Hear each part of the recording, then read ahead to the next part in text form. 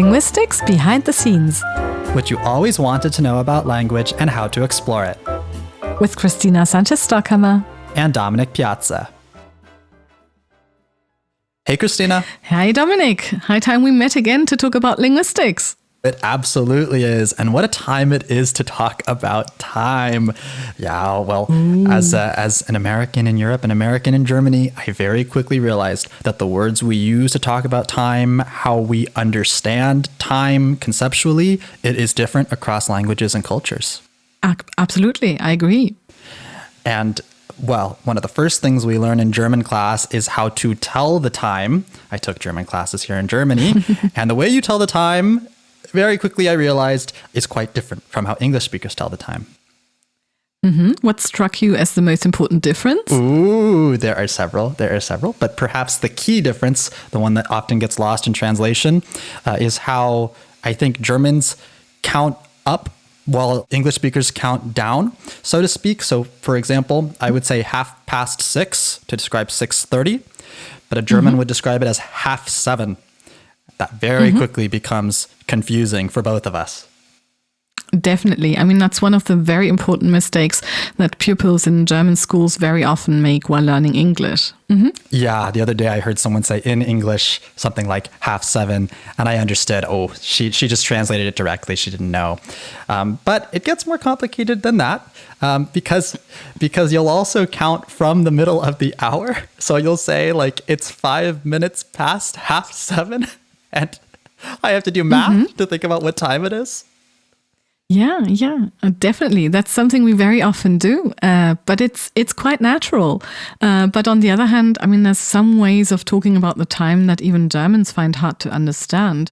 It gets even worse when you take the quarters of the hour into account, because you can, for example, say 6:15, which is 6:15. I think that one is still understandable, but you can also say 5:45.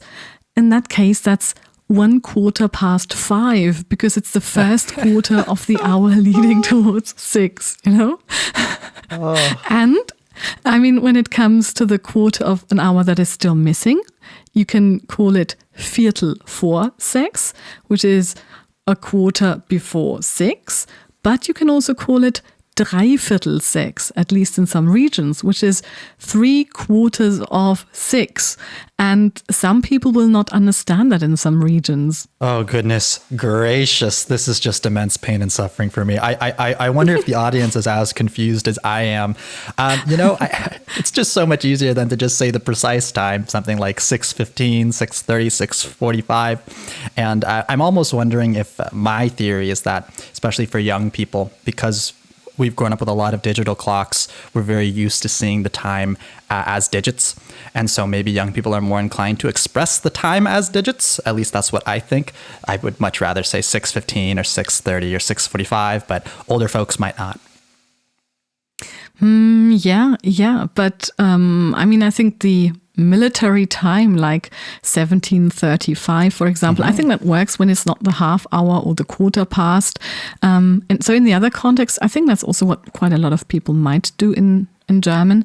But otherwise, you just kind of, round towards the next quarter of an hour, basically, and then may just use that. Oh, my goodness. Yeah, military time, as we call it in the United States. I'm not sure about the rest of the English-speaking world, but yeah, you use the 24-hour clock here in Europe, or at least here in Germany. I'm not sure about the UK, but of course in the US we use the 12-hour clock. So I had to adapt to that. That wasn't so hard. It wasn't so hard to adapt to that. I'm still getting used to Celsius and the metric system, but 24-hour clock, I think I've got it down. I think that's because that's the easier version. I think the 12-hour clock is more difficult, because if you want it to be very clear, I mean, you have to add AM and PM. I mean, I'm not sure. Do you do that all the time? Do you always say 6 a.m. or do you sometimes just say at 6 o'clock? Oh, the context has to be obvious to just say like 6 o'clock or 7 o'clock. Personally, I think we attach the AM or PM all the time. But hey, if you think about it, o'clock is 2 syllables, and AM/PM are both 2 syllables. So it's not really making it more of a mouthful. But yeah, if I said something like, hey, do you want to hang out tonight at 7? Well, I don't need to say PM because I said it's happening at night. Exactly. I mean, as soon as you know what time of the day it is, it's easier. But otherwise, if you don't mention that, and if you just say AM or PM, I always have to think very hard about which is which. Like, wait a moment, AM, that's in the morning. It comes earlier in the alphabet. And for that reason, that's the morning. And P is like afternoon, because that's this ante meridiem and post meridiem from Latin. So this idea of before and afternoon. But I always have to remind myself of that whenever I try to express times in that 12-hour way. That's right. Thank you for explaining the Latin. I once heard a trick that a German came up with to memorize it was they said AM is am Morgen. In the morning. Pretty clever. Pretty clever. It. Unfortunately, I don't know if there's a good one for PM, but you don't really need it. As long as you have one of them, you know what the other one is. But actually, this is a good topic because it kind of gets into the fact that in German, at least, I'm sure other cultures, but at least in German is what I've been learning so far, there is a time of day that we don't have in English, which is the Vormittag, the before midday, which comes between the morning and noon. Yeah. I mean, that's a word that we use very naturally. So, for example, if you're talking about the time after, let's say, your second breakfast. Oh, I don't know if you have a second breakfast. But, isn't that The Hobbit? Is that the Lord of the Rings? What? What? Don't they have second breakfast? The hobbits have second breakfast in the Lord of the Rings? Do they? Yeah, this is like a characteristic feature of them, I believe. They're very German then in that sense, because actually I think it's kind of second breakfast. I mean, it's more like a little kind of, pre-lunch break, because if you get up really, really early, and I mean, traditionally people get up quite early in Germany, then you need to eat something before you have lunch, because otherwise you just won't manage to get through that time. And so you just have a little snack, the second breakfast. I mean, it sounds like too much. It's more like like the kind of snack that you would have during a break at school. So basically the time after you had that, roughly before lunch, that would roughly be the Vormittag. But then of course, I mean, Vormittag means before noon. And so basically what you might expect is that it just refers to the time up until 12 noon. But the interesting thing is that, of course, people, they use those times of the day in a way that is a bit more flexible, not necessarily exactly what is designated by the words themselves. Yeah. Well, and Mittag, we could more directly translate it as midday, which is it's a word we do have in English, but one that I think very sparsely gets used, at least in modern English. Very rarely do we use midday. We call it noon. Noon is special. Noon and midnight are special. They have their own special names. But actually, on the topic of like eating in times of day, I believe there's a phrase in German for dinner, an alternative phrase for dinner. Christina, what is it? Like for dinner? Abendessen, Abendbrot? Abendbrot, which directly translates to... Well, that's evening bread. Yeah, evening bread. But it doesn't necessarily have to be bread, right? But traditionally it was. Good question. I mean, in Germany, there's basically two groups of people. Either you prefer to have a big hot meal during lunchtime, and then you typically have something lighter in the evening. Very often that will be bread and cheese, a bit of sausage, some fruits and things like that. And the others, they rather have a kind of packed lunch, and then they have the big meal in the evening, and that will be things like possibly pasta and things, or soup or things like that. Oh, very nice, very nice. Yeah, so I suppose, when I talk about my dinner, I suppose I would use the word Abendessen most of the time. But it doesn't feel completely wrong to me to say, let's have some Abendbrot. Today we're going to have pasta for Abendbrot. I suppose it's okay. So that's the kind of thing. So if you want to test such a statement, you just try to make up a sentence and see if it feels like a contradiction. And it doesn't feel so much like a contradiction because you don't think so much about the bread part in Abendbrot when you talk about dinner. Oh, yeah, no worries. And the Germans aren't the only ones who do it.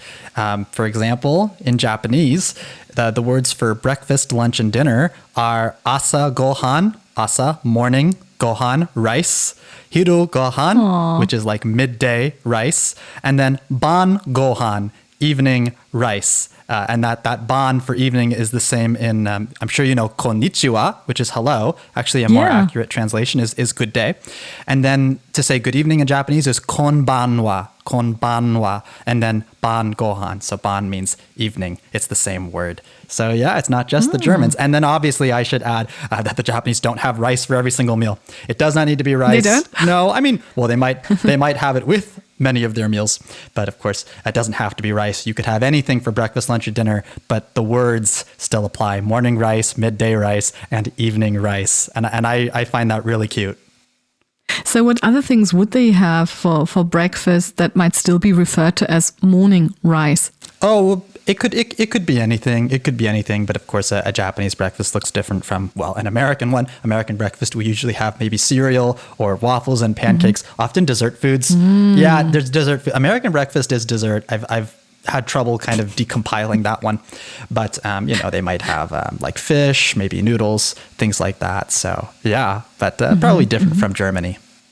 And in Germany, I mean, we're famous for our bread. I mean, we have wonderful bread in Germany, and I love our bread. And so when I lived in Great Britain, for example, I really missed German bread. Oh, yeah, I learned that when I came to Germany. I learned that, yeah, German bread is to die for. Now, from the outside, I knew that France is famous for its bread. I thought France was the world capital of bread because they take bread very, very seriously in France. As it was explained to me, the French are the best in the world at making certain types of bread, for example, like the baguette. Oh, but yes. At a German bakery, you will often find a wider variety of bread. Yes, and we also have brown bread, for example, in huge loaves, which is still made in a traditional way that has been around for a very long time.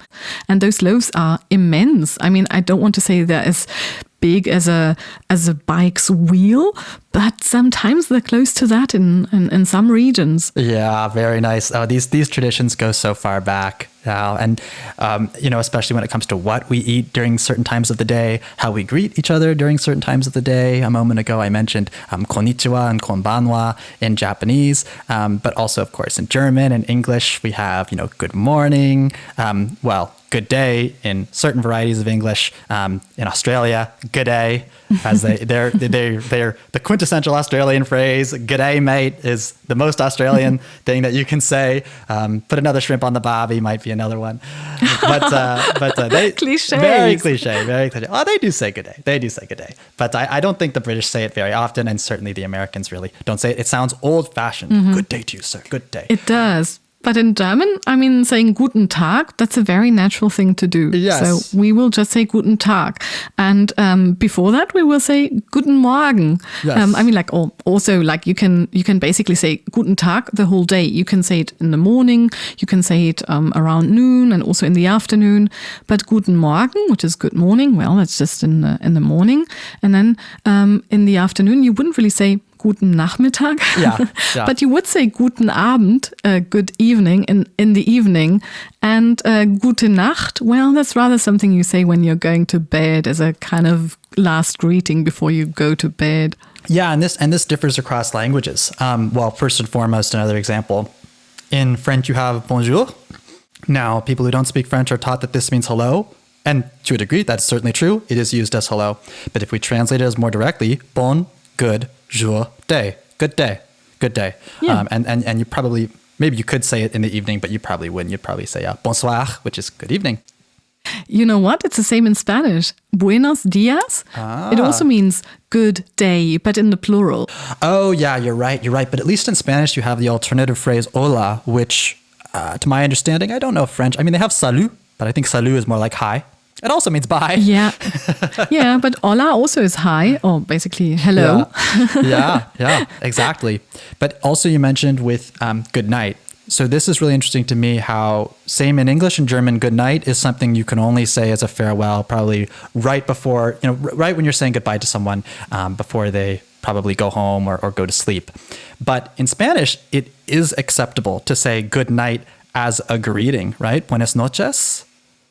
I think so. Yeah. I mean, my intuition might fail me there, but I think so. Even though I have to say, I think that was also common in English. I think in Shakespeare, you also have good night as a farewell greeting without implying that you're necessarily already there in your nightcap moving into the bed next to you. Is that so? Okay. I very interesting. Certainly not anymore. I think the greeting is always good evening, no matter how late at night it may be.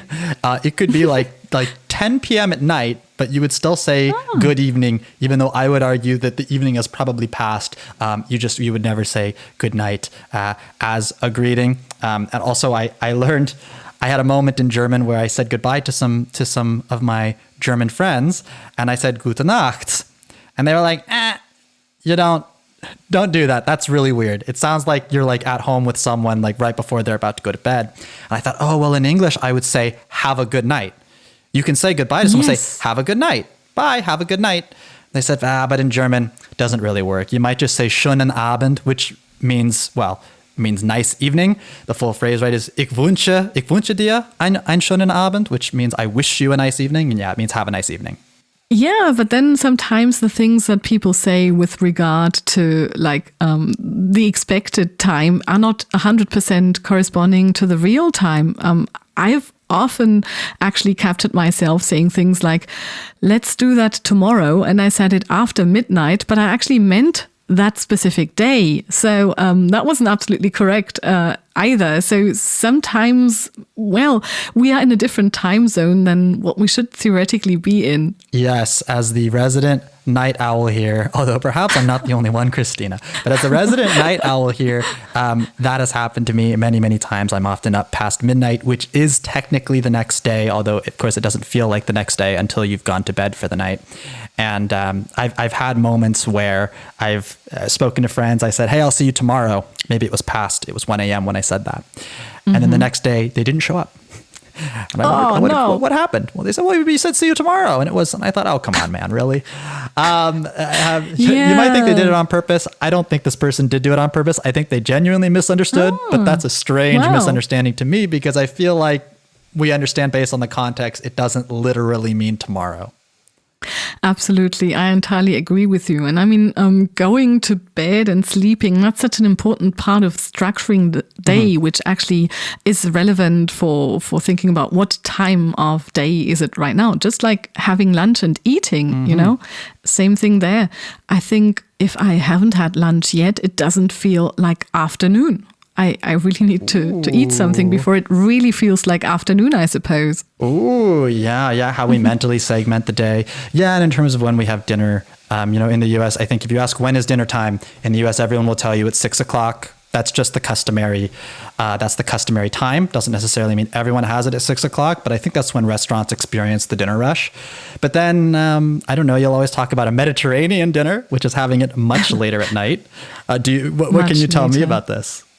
Well, I can tell you that when I went to Spain and thought for certain reasons it would be good to have early dinner, we decided to have dinner at 8 p.m. And I thought, well, that's okay. That's a kind of compromise. By German standards, you would typically have dinner at about 6 p.m. But then the people that I was having dinner with, they actually refused to eat anything because they said it's far too early. I can't have anything yet. I usually have dinner at about 10 p.m. Nice. Well, I like that, but I'm a little bit of an outlier. Yeah, if I have dinner at 6, then I'm going to be hungry again before I go to bed. Yeah, exactly. It depends very much on the lifestyle, but the way that we think about times and that we also segment the days. Have you ever thought about that? Isn't that interesting? Like when does a day stop and when does a new day begin? Oh yeah. I would use my sleep as the delineating factor there. That's why it's always been interesting to me. When news publications or what have you describe the hours past midnight hours, like 1 a.m., 2 a.m., 3 a.m. If something happens during that time, they call it the early morning hours, which I find so fascinating because I would think the vast majority of humans are asleep at 1, 2, or 3. But when I hear morning to me implies it's a time when people would be awake. But that said, if it wasn't the early morning hours, I'm not sure what else you would call it. And that's kind of the problem with midnight, isn't it? That because it's technically the next day, it creates this confusion. You might buy like a plane ticket or a train ticket. And if you're arriving past midnight, it will say, leaving today and arriving tomorrow at 1 a.m. That's like, okay, it is technically tomorrow, but it's not a big deal. So it gets confusing how we segment the days. Definitely. And I think it must have been even more confusing in the past to a certain extent when you didn't have clocks. But then, of course, what could you do? I mean, you could just watch how the sun rises and how the sun sets. And, well, I suppose that's the way how most traditionally days and, were separated off from each other. But then, of course, if you think about what we have now, a day actually ends at midnight, and then the new one starts at midnight, which is a strange thing, isn't it? Because it's in the middle of the night. It's not what you expect, and so it seems that this actually goes back to astronomers actually, who found it difficult that if you just took the sunrise and the sunset as the basis, this actually resulted in days of different length. And so what the ancient Egyptians and the Babylonians did is that they developed a system of days with equal length, which were split into 2 half days of 12 hours each. And this was then disseminated by the Greeks and by the Romans. And so the astronomers actually, since they wanted to watch the stars, they rather wanted to start at noon and then have midnight in the middle of the day, basically. Yeah. But later on in European monasteries, actually the day was also very regular structured with different prayers and things like that happening at different times. And then clocks were introduced and bells were ringing at specific times. And so the conventions that were used there to count from midnight to midnight apparently became more widely established. And that's how we arrived at the current system of segmenting time into different days, which I find quite amazing. Oh yeah. I mean, if anyone's ever had, school assignments, often college assignments, in my experience, midnight is the customary assignment deadline. At least that's the one that's most common in my experience that professors and teachers use. Now they'll say, oh, the homework is due tonight at midnight. Well, if I really wanted to be a super pedant, right? It's not tonight at midnight, it's tomorrow at midnight. And I think that's also why often they don't actually make it due at midnight, they make it due at 11:59 p.m. Because otherwise, imagine it would say due Tuesday, 12 a.m. It just gives you the wrong idea that it's the next day, when really it's not Tuesday at 12 a.m. It's Monday at midnight, so to speak. So it's usually they set it to 11:59. I find that terribly confusing, I have to say. But I also have something nice to confuse you with. Oh, okay. Because when we talk about the different days, sometimes we want to talk about like the previous day or the day before that. And in German, we have very beautiful words for that. Yeah, I know you do. I learned these ones. I learned these ones in language class. Well, to describe the day after tomorrow, which is how I would have to say it in English. It is a bit of a mouthful. Yeah. You say übermorgen, which means overmorrow, over tomorrow, so to speak. Over tomorrow. We should probably clarify to the audience that in German, the word for morning and the word for tomorrow are the same. And so the word for yesterday is gestern. The word for the day before yesterday is vorgestern, which would mean before yesterday? Yes, exactly. And the interesting thing is that we can push that even further. So if, for example, today is Thursday, I could use gestern to refer to Wednesday, vorgestern, before yesterday, to Tuesday, vorgestern to Monday. I could use morgen for Friday, übermorgen for Saturday and übermorgen for Sunday. So vorgestern and übermorgen may sound like crazy words, but they really exist. They're listed in dictionaries and we really use them. Oh, okay. Yeah, my German teacher did make us aware of those, but they said it was more of kind of a casual, cutesy, kind of almost a humorous use of it. Because to double up on that prefix, certainly, well, it would be unusual. I don't know if there's any other situation in German where you double on those prefixes. Über, vor. We do it when we talk about kinship. Ooh. So, but that's the same thing in English, like the great That's grandparents, for example. That's you might true. have that.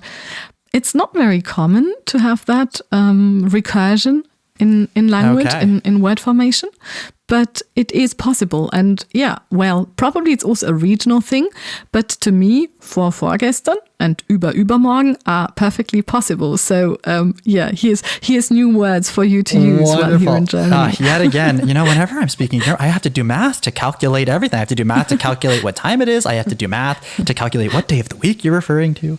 Couldn't we just say Tuesday or Wednesday or something? But no, I find it very, very funny.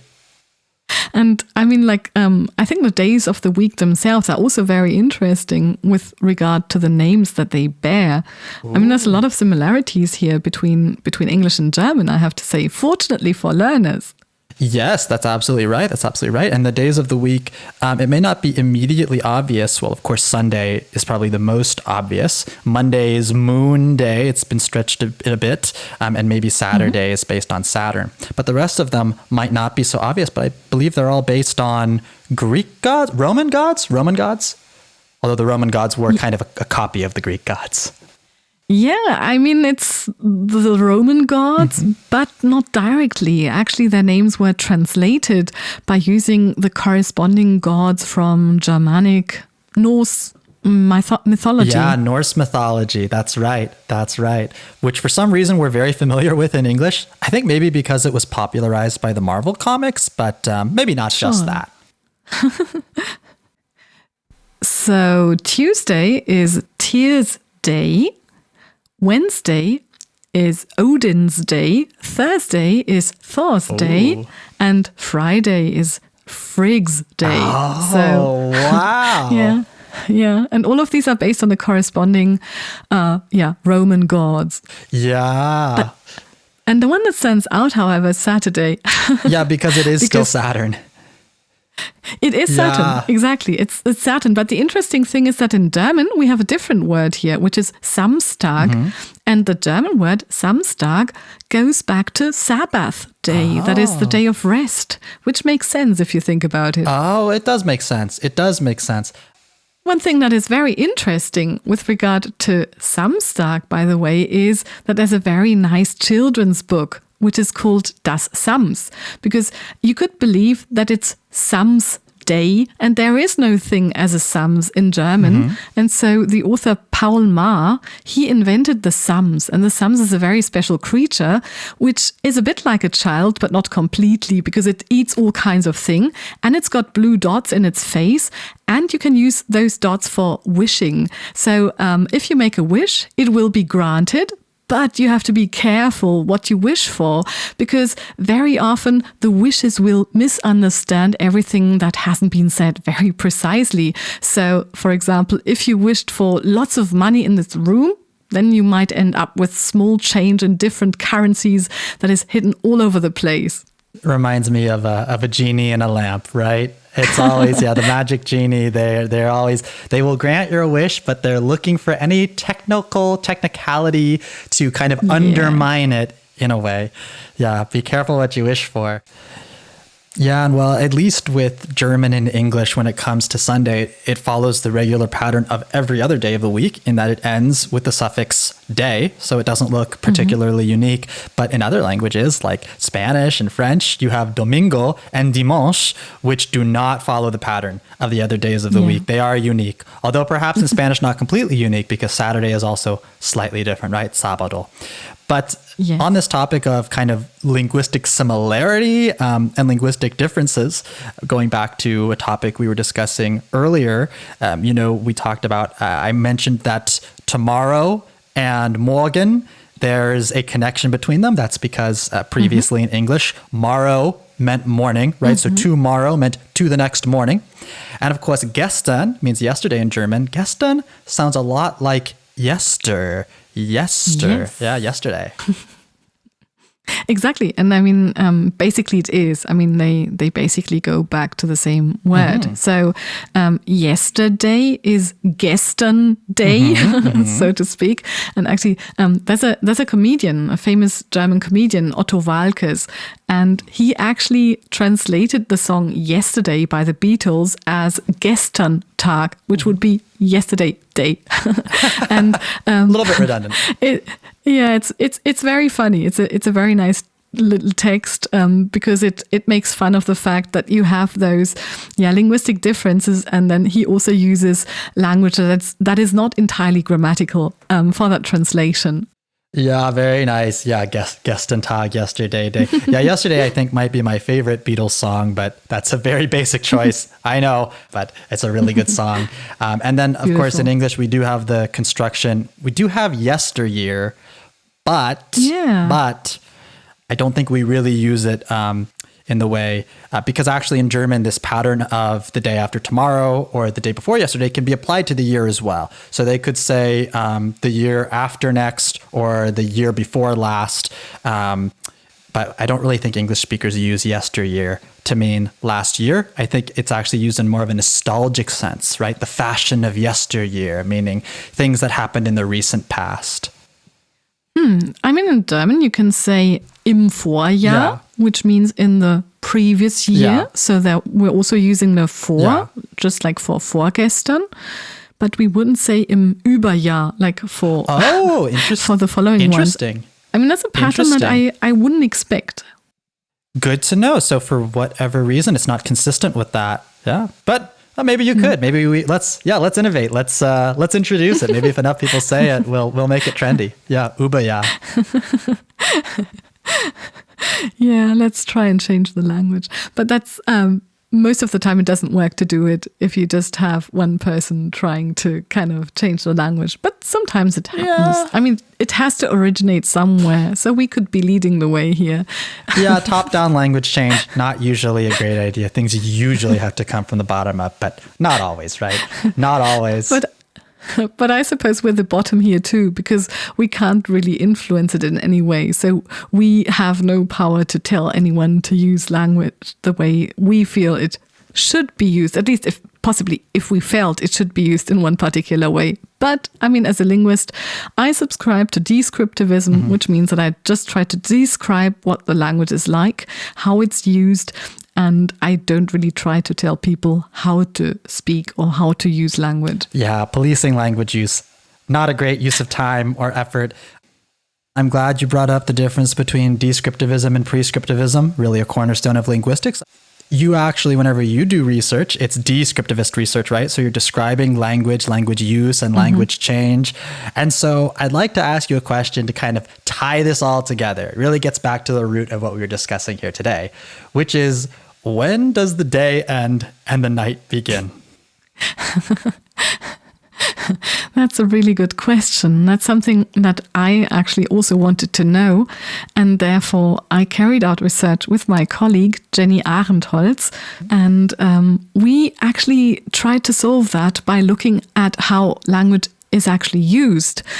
And we did that for German and for English, because we wanted to see whether there are any similarities or differences with how the words for the times of day are used.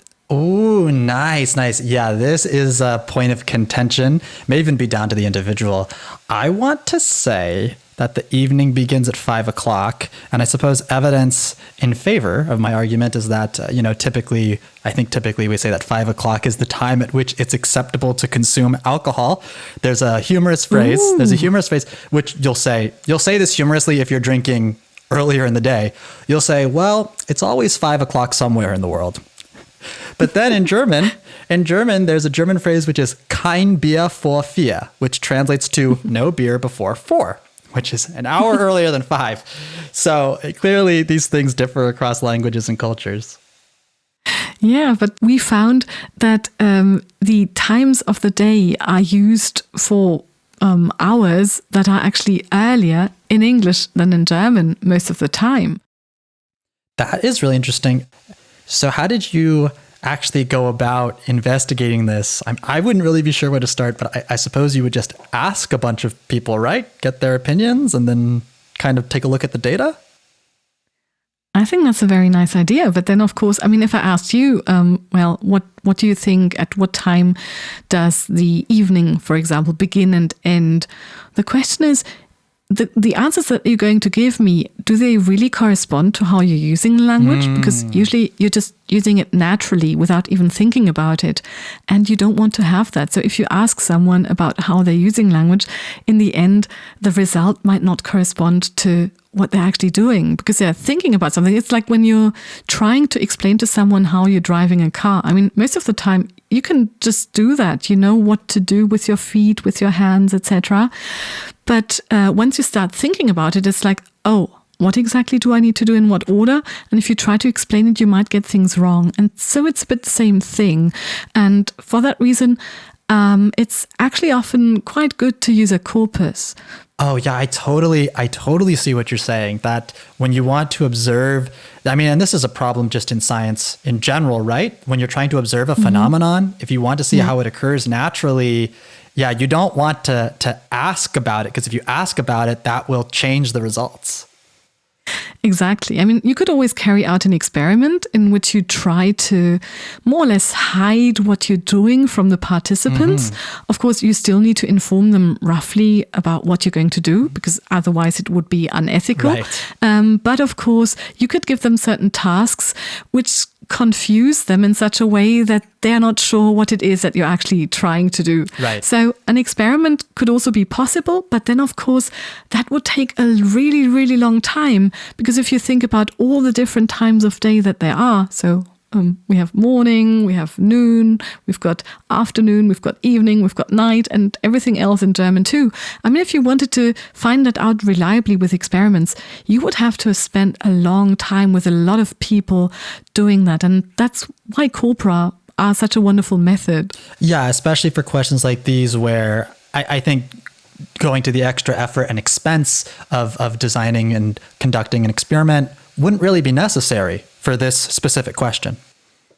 No, exactly. I mean, we just used texts that already existed, that were assembled in a collection of texts, a corpus. So one for German, one for English. The English one, the British National Corpus, has been around for quite a while, so since the mid-1980s, and the German one actually covers the whole of the 20th century, and it was built following the model of the British National Corpus. So the German one is called the DWDS Kernkorpus. Oh, but for English, you looked at a British corpus. Well, I'm not necessarily sure. I mean, these things are culturally dependent, right? So it's possible that in different regions of the world, like the United States, places like Australia, Canada, it's possible that they might have different definitions for times of the day, but I don't know. That's worthwhile investigation for the future, perhaps. Yeah, but how did you look for this? Did you just look for words like good morning and good evening and things like that? Yeah, so what we did is we compiled a list of the times of day in English and in German, so morning and afternoon and all these words. And then we looked for them in that corpus, but we wanted to see when they are actually used, at what times, and therefore we looked for the numbers being used with them, because we hoped that this would give us an indication of when exactly people feel it is morning. So that means that, for example, you would have sentences like, they wake up in the night somewhere between 2 to 5. Yeah. So in that case, I mean, 2 and 5 are occurring relatively close to night here. Yeah. So this tells us that 2 a.m. presumably is supposed to count as night for the person who wrote that specific sentence. And, you want to make sure that the numbers and the times of the day are close to each other. But at the same time, if you have a span that is too short, then you're going to miss out on a lot of things. So if you say something like, at 1 a.m. last night, I did this, then there's various words occurring between 1 and night. So in the morning and last. I mean, that's 4 words in between. And so you have to admit for a certain amount of room that can occur between your target word, that is night and the other times of day, and the numbers. Okay. I see. Yeah, this is... it's so fascinating to hear it explained how you did this because, well, for any budding linguists listening, but you don't need to be a linguist to enjoy this podcast, but for any budding linguists who are listening, it's so interesting. You have this research question and then you're describing how you went about researching it, because I told you my intuition was I thought, I would just do a survey, but you did more of an observational study, so to speak. Yeah, that's right. We observe what there is in the corpus. So we throw out our fishing nets and then we try to see what we can catch. And basically, we have those 2 endpoints. Thank you. So on the one hand, we have the numbers up to 24 spelled out as words, but also as figures. And then, of course, we also have that list with the words for the times of day. And then we just try to see if the sentences that we get from that corpus, if they actually include what we wanted. Because sometimes you also get the word night in a context where you have, for example, one, like it was one night when da-da-da. In that case, it's not really about 1 a.m. So we manually went through these and then just threw them out so that in the end, we just looked at those sentences which really capture what we were looking for. All right. Wow. How cool. All right. Very scientific, very systematic approach to this. Wow. Okay. So, and then in the end, you ended up finding that in English, the morning and other things like this start a little bit earlier than in German. How did you react? Was this what you expected to find?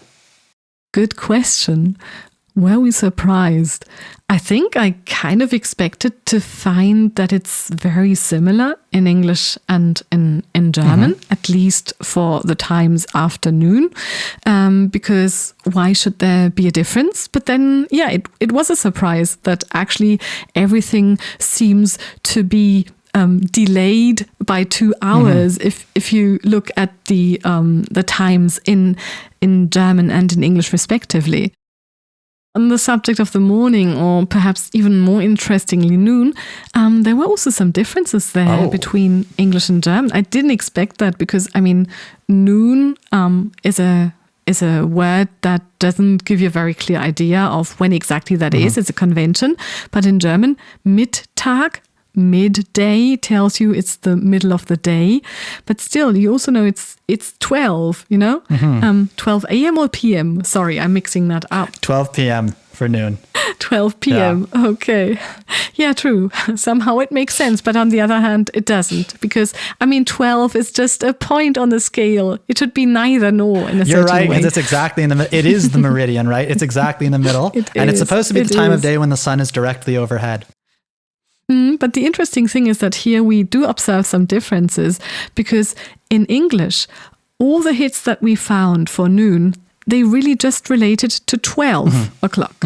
But in German, there was a wider range. So it really seems to be perceived as a kind of mid of the day. And so, the article is full of graphics in which you can see what the typical times are in English and in German, what kind of range you have for the different times of day words and things like that. But of course, I think it's difficult to transmit all of that in a podcast, but I suppose these are the most important results. Yeah, and that's consistent with how I feel. To me, noon is specifically 12 p.m., not a minute too soon and not a minute later. Anything before 12 p.m. is the morning, and anything after 12 p.m., after 12 noon, is the afternoon. I was very quickly amused when I learned that the German word for to nap, to take a nap, right, is Mittagsschlafen, which directly translates to midday sleeping. Makes sense, right? Except that I don't always sleep at the midday time when I take a nap. I might take a nap in the late afternoon. Maybe I'll take a nap in the evening if I really want to do something dangerous or adventurous. But in German, it is technically midday sleeping, but you don't have to do it at midday. Definitely not. I mean, I think people would rarely do that because at midday they have their lunch. Yeah, that's right. At least traditionally. Right. Even though I suppose I sometimes also have more Mediterranean times. Oh, sometimes I might skip lunch altogether. Oh no! Oh, how sad.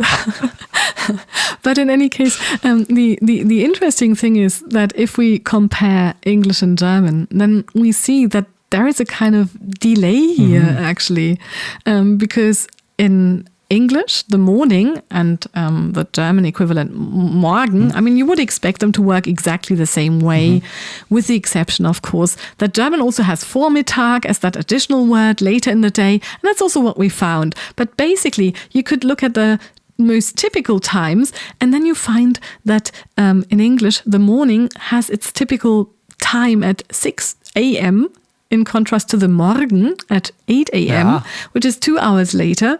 And we can see that continued for the afternoon, which is 2 p.m.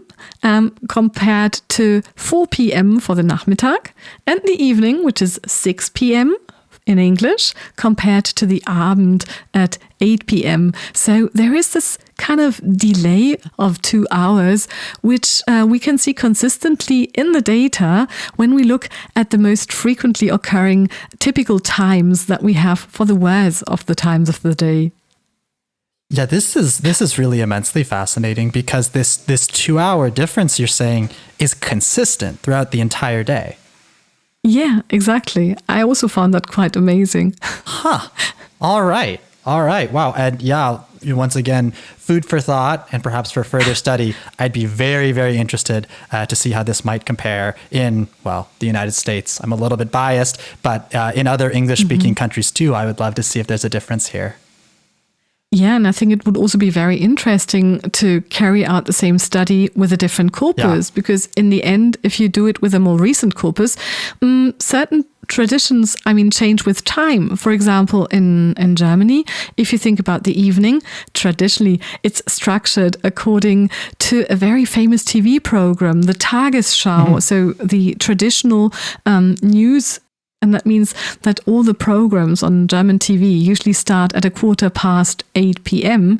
And if you think about how this has changed in recent years with people watching a lot of films on the internet, etc., it's just not as influential as before. And just like these things happen, people may use the times of day differently now than they did in the 1980s. So I think it would be very interesting to do that again. I would think that you could just use the exact same methodology, but with a different corpus. It sounds like the study is highly replicable, and replicability, the ability to replicate a study, to do it yourself and hopefully get the same result, is the hallmark of a strong scientific study. I entirely agree, and that's the nice thing about it.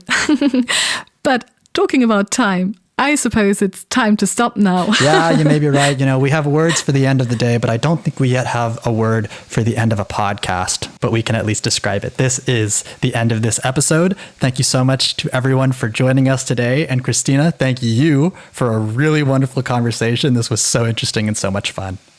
Yeah, thank you, Dominic. It was wonderful. Thank you so much for contributing your perspective on this. I always find that extremely helpful as a linguist and also as a person. So everyone else out there, stay curious, have fun with language. And join us next time on Linguistics Behind the Scenes.